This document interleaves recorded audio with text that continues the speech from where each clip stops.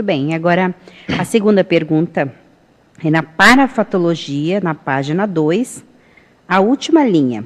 Poderia comentar a identificação da paralencologia duplista? Sim. Isso aí é importante justamente para você conseguir ter um entrosamento maior com o perfil dos amparadores, ver as especialidades que tem, o padrão que tem. Então a gente já tem eu e a Bruna temos algumas dicas de algumas consciências extrafísicas de amparadores que têm alguma afinidade, tanto seja com ela, seja comigo, né? E a gente tem essa capacidade de você conseguir buscar elementos que vão fazer algum tipo de entrosamento. Então, por exemplo, aí eu falo um pouco no caso da Bruna, né? Teve a situação específica que aconteceu no curso de campo que falaram muito sobre equipex de orientais, chineses, né? Que ela tinha uma afinidade com esse processo desses equipexes, né? Então, eu fui lá e o que eu falei? Então você precisa entender mais desse holopensene, estudar mais sobre esse holopensene, né? Para conseguir também ver como é que é a pensenidade dessas consciências, como é que eles funcionam, como é que essa etnia funciona, né? Para conseguir aumentar esse entrosamento. Então eu fui lá e comprei um livro para ela sobre o pensamento chinês, por exemplo, o pensamento oriental, para ela conseguir estudar um pouco mais, né? Não sei se você quer falar sobre isso, mas... Eu trabalho para ela. Falar, porque aí você... pensando num raciocínio por trás do entrosamento com o amparo, né? Sim. Então eu pensei, cara, eu vou comprar isso aqui, tava na epígrafe um dia lá, vi o livro lá, tava dentro do contexto do curso, aí falei, vou comprar, tá aqui na mão, apareceu, comprei e dei pra ela, tá lendo o livro lá sobre isso. Então, para quê? Pra gente aumentar também esse entrosamento, né? Sim. E o que é bacana também nessa história?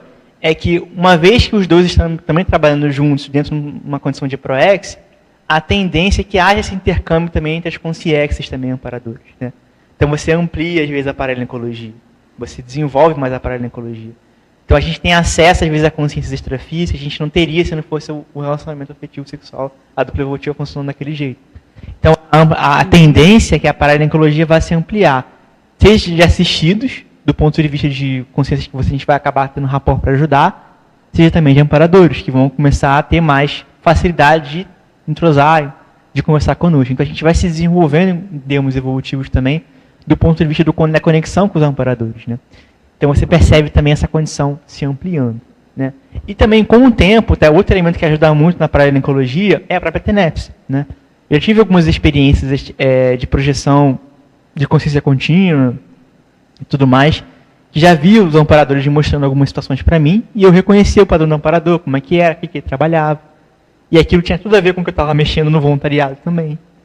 Então você começa, à medida que você vai se dedicando mais à assistência, você vai começando a perceber também essas conexões. Então, duplo evolutivo ajuda demais, a TNS também ajuda demais, né? Mas principalmente, a gente está inserido num trabalho cada vez mais de assistência funcional, né? Porque nada impede da gente também regredir em algum momento, a gente ficar mais egocêntrico, né? Pensando mais na própria vida, esquecendo um pouco da proex geral, né? E quando a gente regride nessa pensenidade, a gente se desconecta dos amparadores muito facilmente. Por quê? Porque eles não podem compactuar com essa padrão pensene, né? Então a ideia aqui que eu cada vez mais estar funcional dentro do contexto, tendo esse trabalho assistencial para conseguir ter essa conexão mais profunda, né?